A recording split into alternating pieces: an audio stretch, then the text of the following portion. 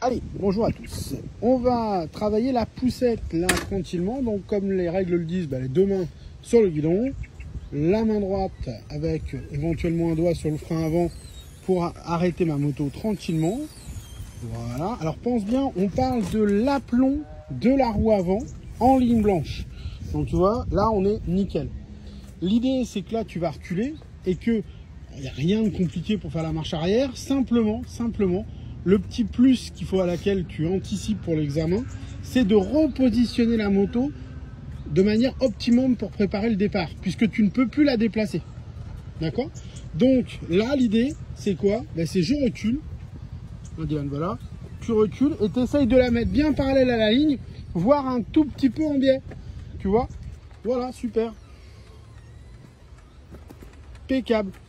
Top, t'es parfait. Et on est toujours à plomb la roue arrière en ligne blanche.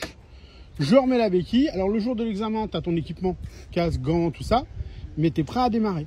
Et l'idée, tu vois, si je regarde la moto de face par rapport à la porte, là, tu vois, on est pas mal. Parce qu'on est à peu près au milieu. Moi, je dirais que si tu voulais tricher un peu, optimiser ton départ, il faudrait que tu sois peut-être un petit peu plus à gauche encore au niveau de la position.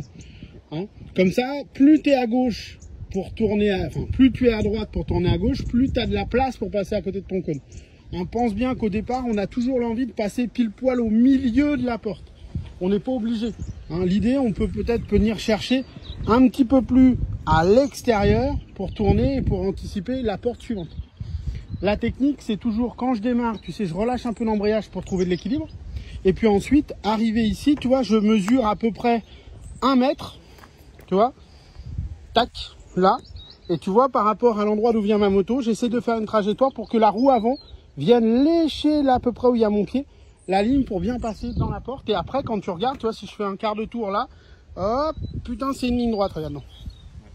Tu vois, ce qui te permettra, donc là je lâche un peu d'embrayage, puis là je retiens pour pas aller trop vite dans ma porte, et ensuite je dézoome, ensuite à peu près par là où tu sais l'équilibre va devenir éphémère parce que tu auras quand même beaucoup ralenti, à peu près là où tu es, tu relâches un peu d'embrayage, puis tu reviens chercher, tu vois, l'embrayage, hop, pour venir passer ta porte et mourir au niveau de l'appui, de ton allure et donc de ton équilibre, puisque moins tu auras de vitesse, plus ton équilibre sera éphémère.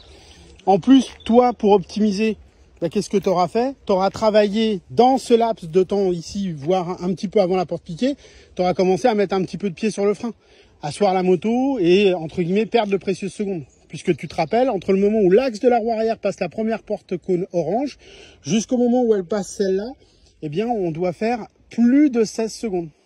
Si je la laisse rouler en première sans toucher l'embrayage, je vais être dans les 10-11. Donc, il faut vraiment travailler l'embrayage, tu sais, moins vite que la première. Et puis, travailler le regard pour la trajectoire et travailler le frein à pied pour asseoir la moto, regagner en équilibre et perdre quelques secondes à certains endroits. Salut. Tchou. Ok, ça marche. allez, on va nous faire voir ça.